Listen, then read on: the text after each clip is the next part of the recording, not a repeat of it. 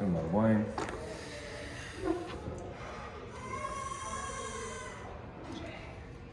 Peace team, welcome to today's video. I'm with a friend of mine, Alex. Yes. Alex, please introduce yourself. Hello, I am Alex.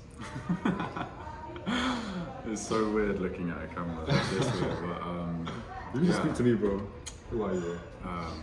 I met Adam at events, and we connected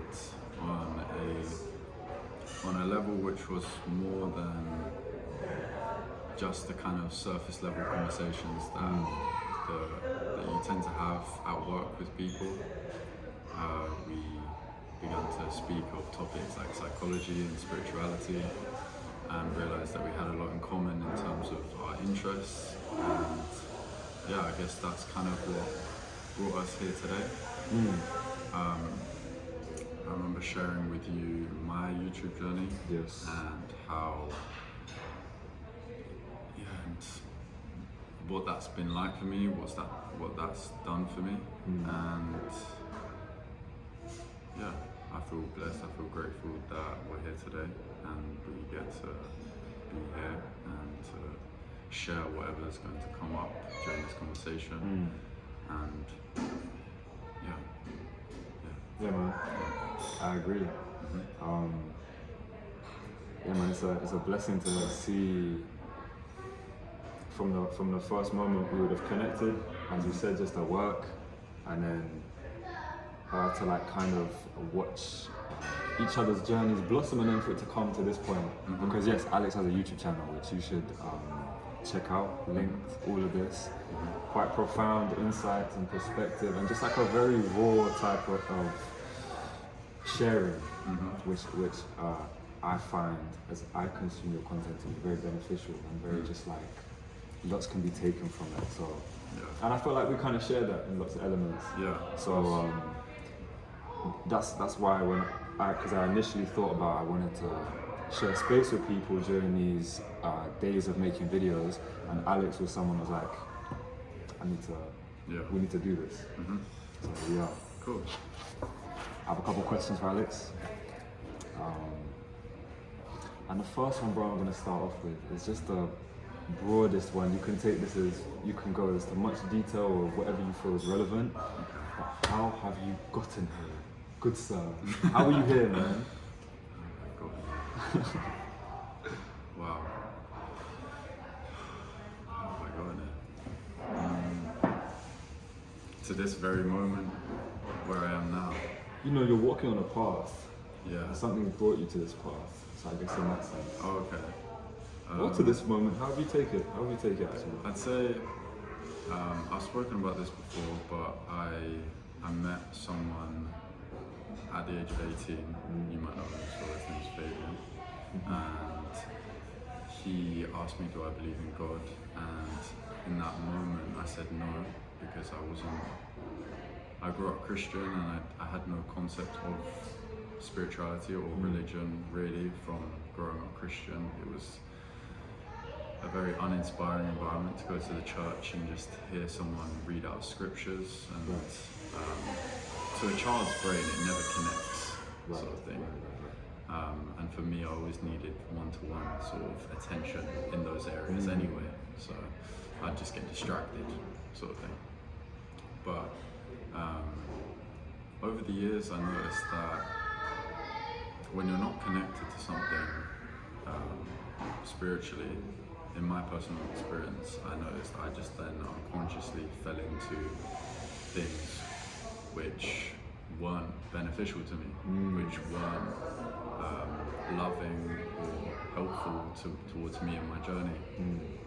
And very human-like of me, I had to make a lot of mistakes and almost reach the bottom in order to then decide that I want to come back out. And spirituality, psychology were ways for me to get out of that space. They provide me with resources, community, people, therapy, all these types of things which helped me pull myself out of where I was, understand myself, learn how to love myself, and then in turn love other people.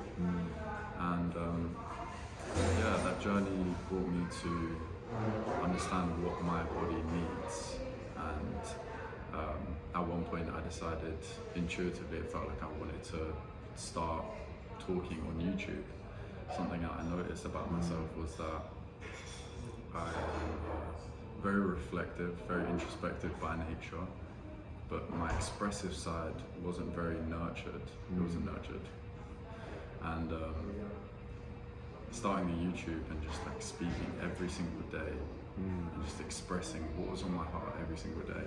It's almost kind of like what's going through my mind right now is like middle child syndrome. It's like wanting to be heard, wanting to be seen. Wow. And I don't know if that's just it, but I think there's like lots of elements to it. For sure. But yeah, I think a part of me wanted to be, actually yeah, it was a lot of different things. It was also the modeling industry and what that did for me.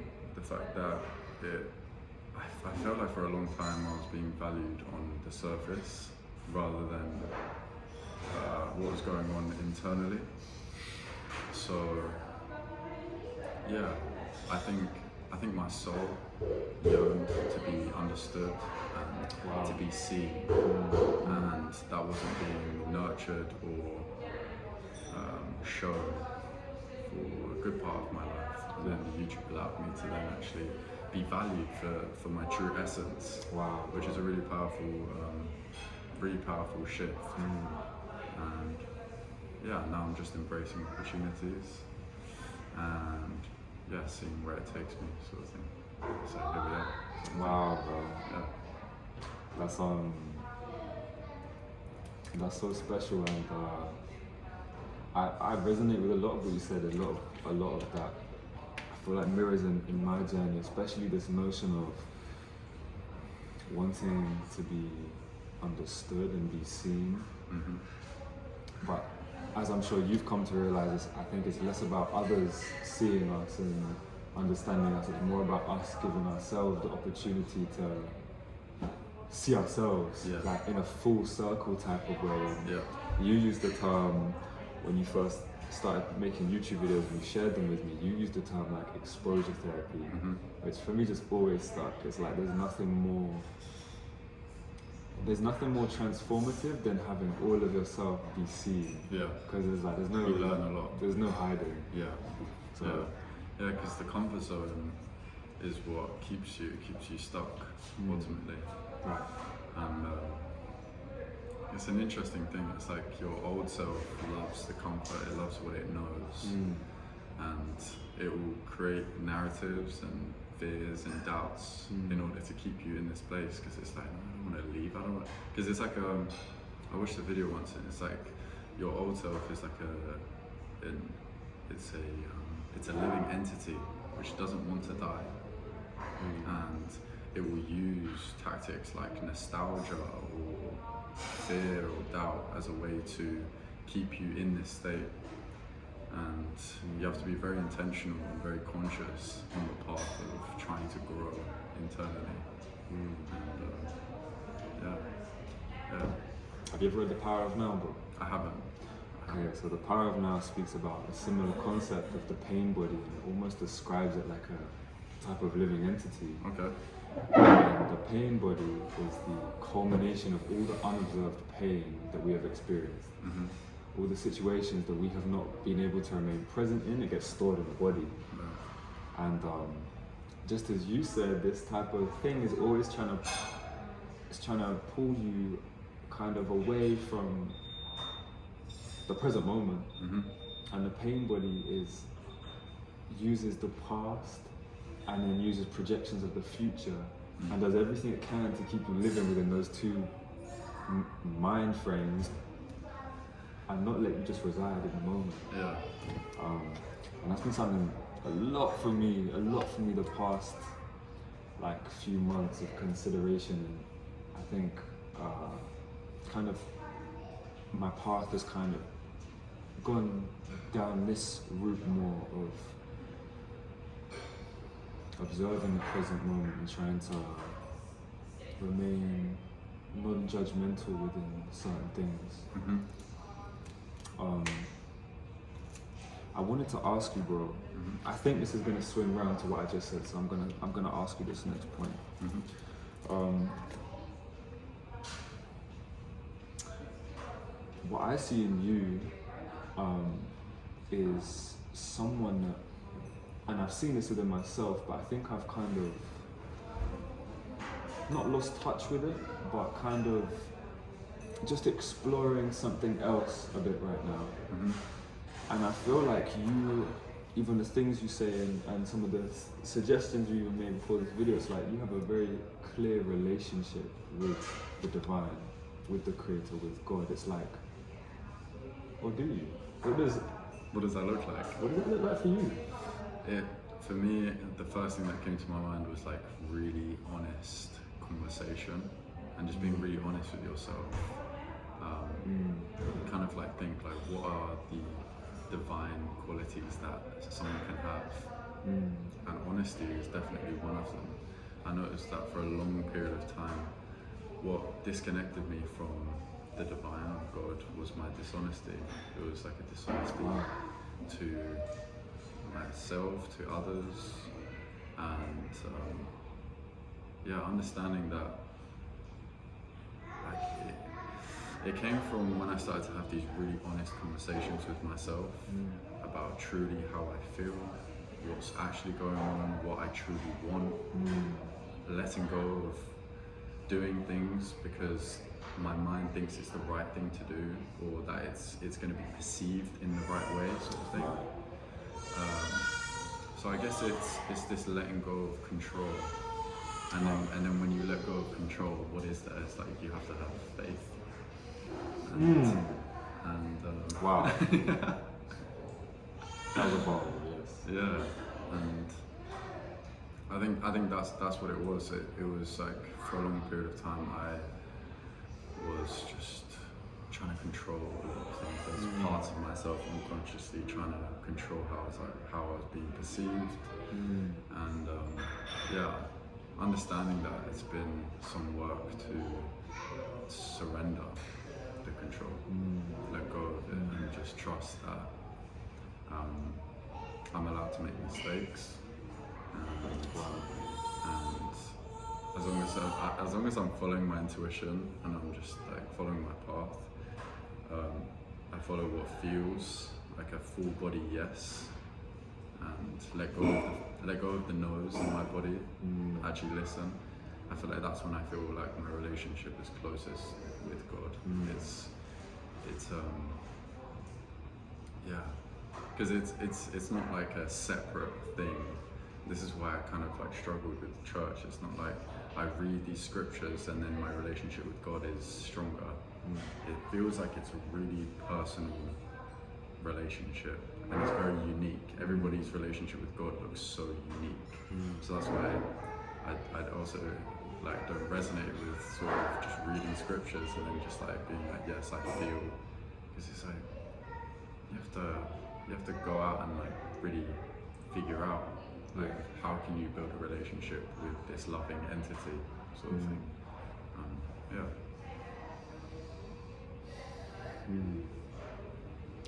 You spoke about if it's not control and fear, then it's love and faith. If you're not in a state of controlling everything, you're in a state of trusting it. And I know for me that's been quite a big theme I've had to navigate. I understand that a lot of my natural tendencies are to try and control, and obviously that being a manifestation of fear. I'm wondering, bro, if there's anything that's helped you that is tangible, like if there's anything that's helped you kind of cultivate more trust and this idea of surrender. I've never really, I'm trying to think actually, cultivate trust.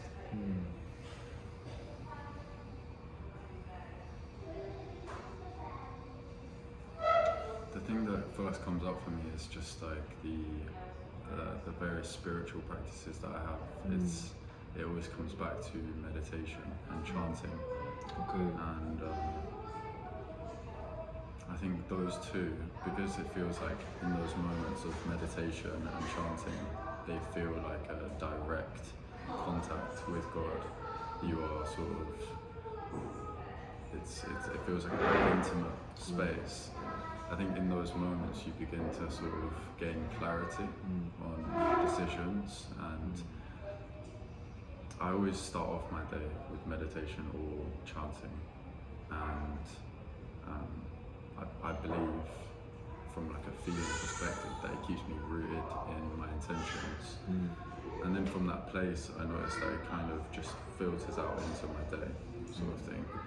And yeah, I think that's what keeps me feeling like I'm trusting, and I have my faith, because it's like I'm keeping that close, intimate relationship from the get-go. Start my day with it. So yeah, what about you? For me, it's similar. I think truthfully I'm still navigating, really tuning into my own vessel and my body, and I feel like it's something I'm still cultivating, as we all are. Obviously, we're ever expanding upon what we're doing, but yeah, definitely it starts with meditation, and for me, the breath. A connection with the breath has always been like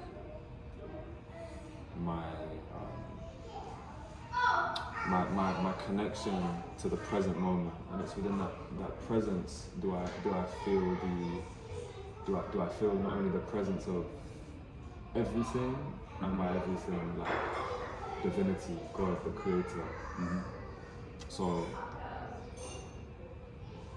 yeah. I think for me though, something I'm navigating is how I think life for me right now, the actual external manifestations, I can find myself at times still reacting and kind of being pulled away from that center. And I think that's really what this kind of chapter that I'm in feels like. It's like equanimity, non-reaction, residing in that awareness of God. I wanted to ask you about that actually, equanimity, like what it actually means. Yeah, so equanimity is non-reaction. To remain equanimous with something is just to be observational. It's non-judgment. It's like these physical sensations of grief or anger, they can arise, but equanimity, and to hold equanimity, is like the allowing or the welcoming or the acceptance of it. And we're just here, and this anger or this sadness or whatever. So when something comes up externally, what is the process for you? So what I have been trying to practice is the external stimuli will occur. It will create a biochemical reaction in the body that will create physical sensations that are uncomfortable. All of us react to those physical sensations, not the external stimuli. So at that point, it's about holding enough present moment awareness, because a reaction's now taking place. It's just about holding enough present moment awareness to be like, oh, I'm reacting. And then from that point go, physical sensations, let me tune in. And once the connection with the body has been made, it's about holding equanimity, or trying to hold this and be in a state of, try actually isn't the right word, because we're actually not trying to do anything, we're just allowing what is to be.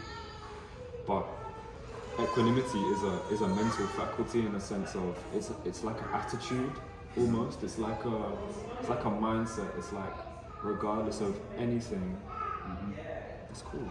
Yeah, because I think we unconsciously react, right? Right. So it's kind of, I think understanding that process is quite simple, and it's something that I'm not sure if did we become more reactive as we got older, or or as children were we just very reactive? I know for a fact that as children we were just very in tune. Like children just felt everything. Because I noticed for me that growing up, but like as a child I would have experienced all of my emotions. Yes. And I would have just felt it. Yes. But as you get older, there's this part of you which tries to censor it, which tries to like, it's like a part of you, it's like, oh no, you can't feel that. Like if you feel jealous, it's like this part of you, it's like, no, you can't feel jealous or something. Or like you feel scared, you're like, no, and just like avoiding it. Yes. And you develop all like these coping mechanisms. And yeah, I can't remember what my initial question was. I think it was like, have we become more reactive, sort of thing. I'm not sure. I think we've learned to hide the reaction. I think the reaction actually is even. I think it's less about the scale of the reaction, but as you said, we have such a direct experience of our emotions as children. Yeah. You know, and it's like.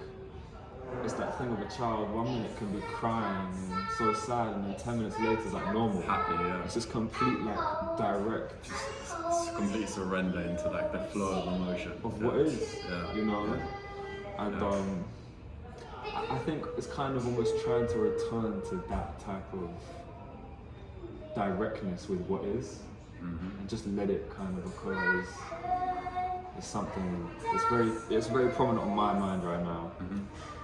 Yeah, man. With a young girl just dancing, having a lovely time, serenading us. Very talented. Okay, bro. A question that I have.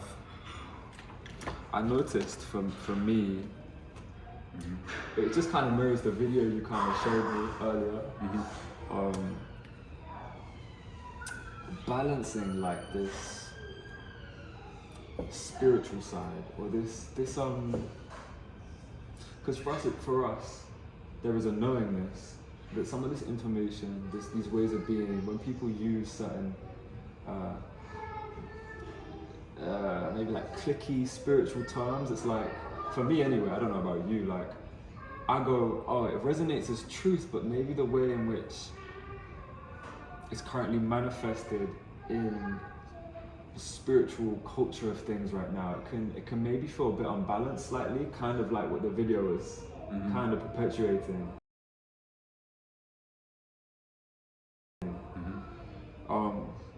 And for me, it's kind of been something that I've realized within my own mind. I've kind of been living a bit more in the mind and in this realm of all the higher self and this and the energies, and which is all true, but kind of not being with the direct experience as much, and taking things just directly and just like a bit more literal. I wonder if you have any feelings from me saying that. Yeah, what was coming up for me was like, it's all just language, obviously. Right. And what I noticed is that people speak different languages. There's this sort of spiritual language, and then there's also like this psychological language, which is more scientific. If you struggle to sort of, if you're not in the space of like just kind of having faith and just trusting that this information is meant for me, or something like that, I think you're leaning more towards psychology. And then some people just ditch all of that and they're just like common sense type guys. And when you speak in a spiritual kind of way to a common sense type guy, he's like, come on, mate. But I noticed that I'm humbled in those moments to sort of enhance and broaden the way that I can communicate what feelings are going on, what's happening inside myself, what I'm working through. Because ultimately, I want to attract people who are on the same wavelength to me, who can have these types of conversations. But ultimately, I want to be able to reach more than just that. I want to be able to connect with people on more than just this language level. some people just don't. It just doesn't resonate within their being. Like you say, it's like it feels unbalanced. Yeah. Wow. Yeah. What you said about languages, it's like a different language. It's learning to communicate the same. And that's the thing I think something that I've really been learning with some of the connections I've held over the past few months, that I really can step into the same communication of things. It's like need to be decorated with all of the terminology that resonates with me. Yeah. And that's it's kind of been a challenge, to be honest. Really. And it's something that I'm learning, that it's just like learning another language, where I'm able to articulate things in one language. It's about learning how to learn, as you said, just communicate in different languages. Yeah. Yeah, because I think if you're just one, I think being rigid, and I've noticed this with people, and it's something that I realised that I didn't want to embody within myself. It's this lack of adaptability to different types of people, and they almost like have this set way of communicating themselves. And it's interesting because I think my place sometimes comes from this people-pleasing place of like wanting to be understood, wanting to be sort of thing. Whereas sometimes like these people are like really confident and they just have like this set way of communicating, and it's like you either like it or you don't. It either resonates or it doesn't. So there's something about that confidence which is actually really powerful, and it's something that I don't want to reject within myself. But I think it's good to be adaptable. It's good to be able to communicate yourself in multiple different ways, sort of thing. Yeah. I think that's really powerful, bro. I've never heard that articulated ever. That's something that I've felt before. Really? I think what you're saying also is like coming to come from a place of wholeness. So there might be a way in which is the most powerful and the most authentic for you to communicate ideas. And when you do communicate in that way, its potency is almost increased. But making sure that the kind of foundations aren't being left out. One can communicate, and the idea of like the people-pleasing idea, like making sure there's no distortions present, and whatever. I'll pause that one. You know, I'll be doing this for sometimes. I'll be talking, I'm just like, wait, where am I going? Just pause that one there. That's good to. We might come back to that. We might come back to that. No, bro, that's very potent, some of your observations.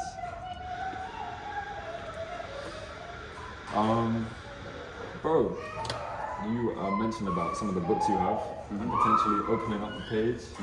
I think we should do that. Oh yeah? Yeah, cool. We'll start with this one because you seem interested in this book. Please explain to us. So,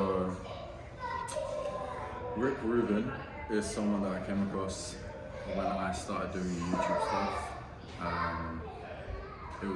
It felt, ever since I've started doing this part, it always feels like at the right moment, a certain person, a certain piece of information comes into my space and is exactly what I need to hear at that current moment in time. And I basically studied Rick Rubin, like through all of his interviews and his press release things that he did after he released the book. And then I read the book, and one of the things that he said within it was that you can open the book on any page and you can get something from it.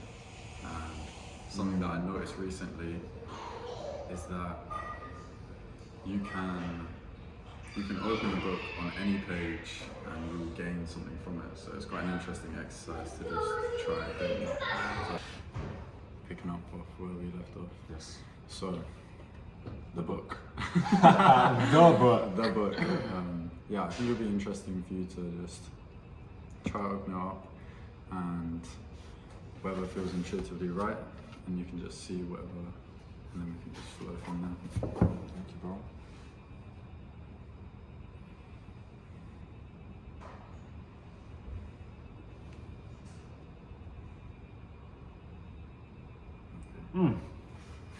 Wow. Ride the wave as long as it can be ridden. If you are fortunate enough to experience the strike of inspiration, take full advantage of the access. Remain in the energy of this rarefied moment for as long as it lasts. When flowing, keep going. If you're a writer and you tap into a stream of ideas before bed, you may want to stay with it until dawn. If you're a musician and you've reached your goal of creating 1 song or 10 songs, yet the music is still coming, capture all you can.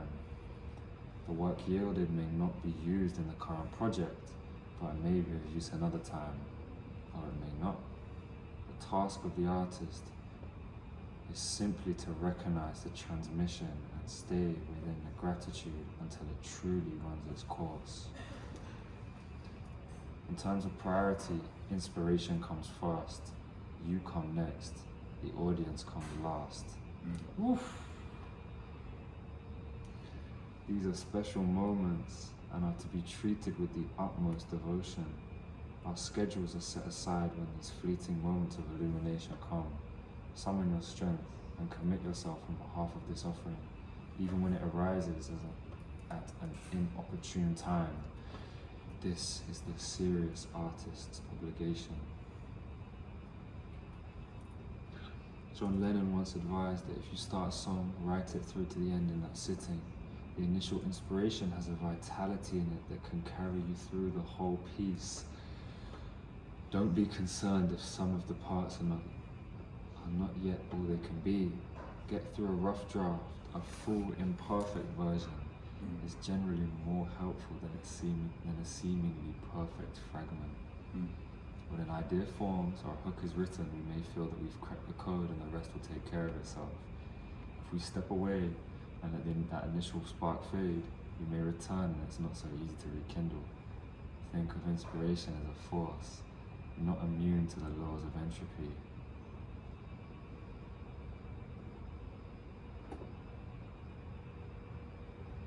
What's coming up?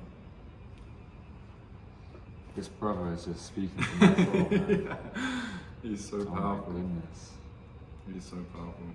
And being a musician, I I'm know. taking that literally as well. Like, truly, the first thing that came is I'm just gonna go and buy this book. After this, I'm gonna This is just the marketing. I'm gonna get this literally.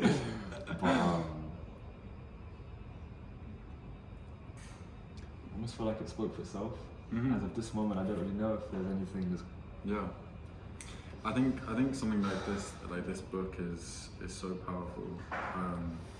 As an artist, like, I think this idea that artists are only painters or musicians, like for me personally, I began to realize that me speaking vulnerably onto camera is the exact same as a musician making a song. Yes, bro. Yes. You know, I aim to pour from my heart and for it to reach people and for people to connect with it.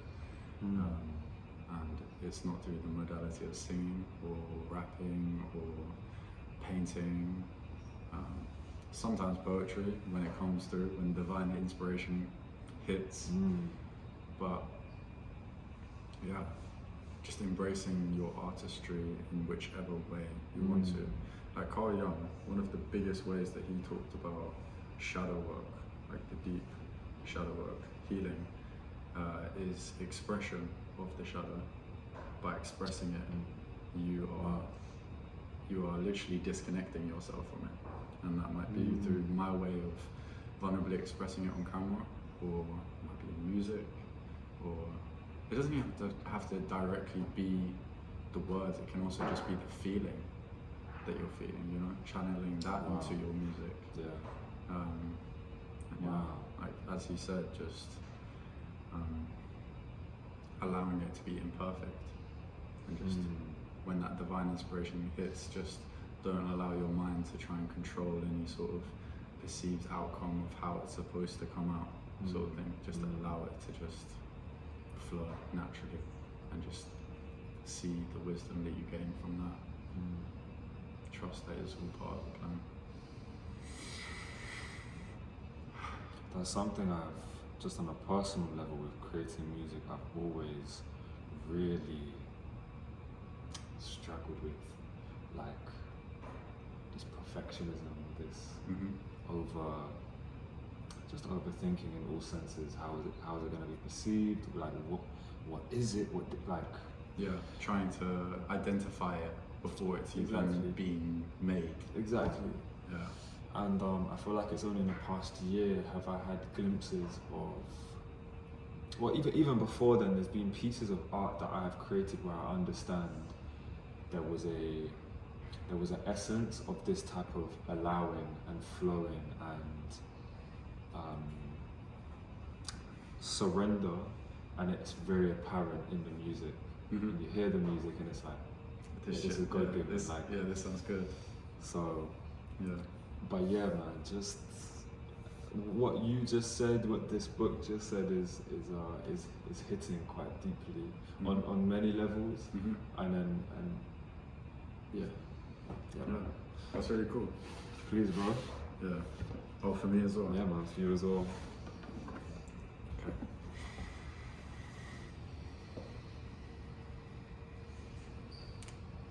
Damn. Woo! Hit me with a quote. Oof. We are dealing in a magic realm. Nobody knows why or how it works. I think this is interesting from our conversation about explaining what we are doing. It's like the work that you undergo when you're doing this sort of spiritual work. It's not understood by the intellect, and it's not even understood by you. There's like a quote where it's like, if the path seems laid out, sort of thing, then you're following somebody else's path. If you don't know where you're going, but you just feel like it's the right way to go, you're doing the right thing. You're doing the right thing. Wow. Nobody knows why or how it works. It's it's something beyond rational explanation. It's all feelings. It's all sensation. This is so.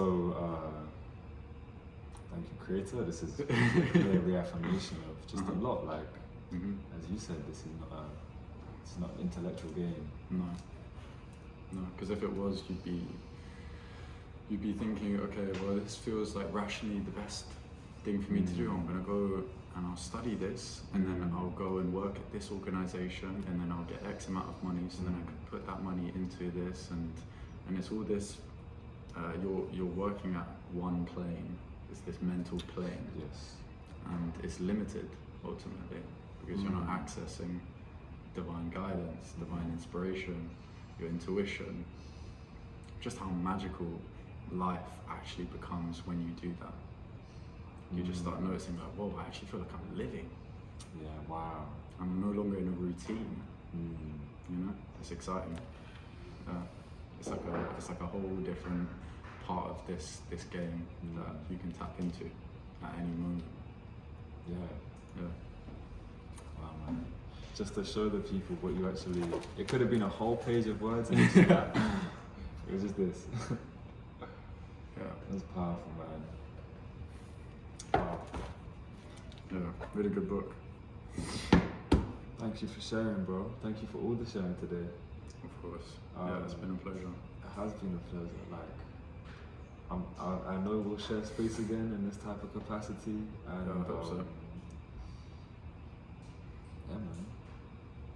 People, go and delve into all of the magic that Alex has shared, that he's continuing to share and will share in the future. Links, all of that goodness is it's gonna be there in the description. Thank you, bro. Yeah, man. Is there anything you'd like to say, share? Not really. At the moment, I feel like we've said a lot, and I'm excited to see where this journey unfolds. I'm excited for you. I'm excited for myself, and follow the intuitive path. It's powerful and it's magical, and you feel connected to yourself when you do so, and magic occurs. Magic occurs. Let's leave it as that. Yeah. Peace, guys. Peace, peace, peace. Peace. Bro. Okay, man.